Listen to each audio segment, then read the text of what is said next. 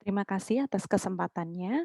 Kami ingin mengajukan proposal bantuan pendanaan program penelitian kebijakan Merdeka Belajar Kampus Merdeka dan pengabdian kepada masyarakat berbasis hasil penelitian dan Purwarupa PTS yang diselenggarakan oleh Ditjen Dikristek tahun anggaran 2021 dan judul dari pengabdian masyarakat kami adalah peningkatan digitalisasi pariwisata dengan model co-creation di wilayah Desa Purwoharjo, Kulon Progo. Dan, bersama kami ada 2 dosen yang melakukan pengabdian ini, yakni saya dari Prodi Ilmu Komunikasi dan Ibu Sundari dari Prodi Ilmu Sosiologi, juga bersama 2 mahasiswa kami lain dari, 2 prodi tersebut. Proses yang akan kami lakukan adalah proses co-creation atau menciptakan bersama. Dalam konsep pengabdian masyarakat ini, kami berharap untuk menghasilkan produk value yang berkualitas dan sesuai dengan harapan stakeholder karena adanya keterlibatan aktif dari desa wisata itu sendiri. Sebelumnya kami telah menyelesaikan sebuah proyek dengan menghasilkan aplikasi kelas alam Mbak Dewi yang mana aplikasi tersebut merupakan aplikasi berbasis kecerdasan buatan yang mengidentifikasi natural resources di Desa Wisata Tinalah yang merupakan kawasan Desa Purwoharjo, di mana di situ, diintegrasikan dengan, tur yang ada di sana. Nah, aplikasi itu sendiri mendapatkan, apresiasi dari Bapak Sandiaga Uno karena kami telah bisa mendorong digitalisasi di desa tersebut. Dan proses ini juga melalui proses co-creation karena proses penciptaan dari aplikasi ini, merupakan proses yang mana kami berkolaborasi dari mulai konsep hingga, promosinya itu bersama dengan Desa Wisata Tinalah dan teman-teman, Pokdarwis di sana. Dan dalam pengabdian kali ini kami ingin memperluas kawasannya karena ada 2 kawasan penyokong lain di Desa Wisata Tinalah ini, yakni kawasan di wisata alam Gua Seriti dan kawasan wisata sejarah yakni Museum Sandi dan sekitarnya. Kawasan ini belum banyak memperoleh sentuhan dari proses digitalisasi tersebut sebelumnya.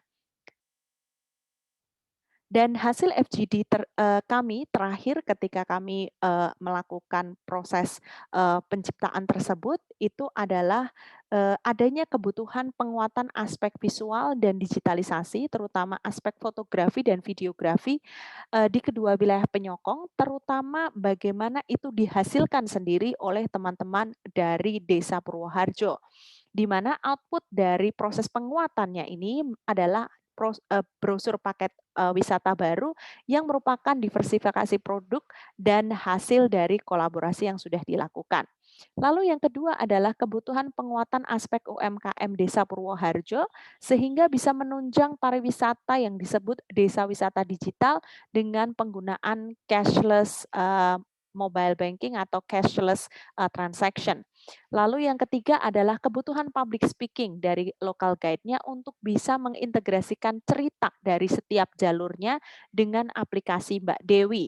Dan yang terakhir adalah kebutuhan infrastruktur penunjang desa wisata digital yakni charging station bertenaga surya yang mana waktu itu dibangun oleh teman-teman dari Ukrim itu selama 3 hari.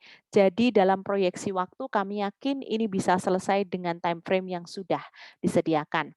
Untuk timeline kami membutuhkan 4 timeline ini, persiapan, training, dan mentoring, di mana di situ ada proses co-creation-nya, produksi dan kurasi output-nya, dan yang terakhir adalah penutupan, di mana di situ ada serah terima dan launching event.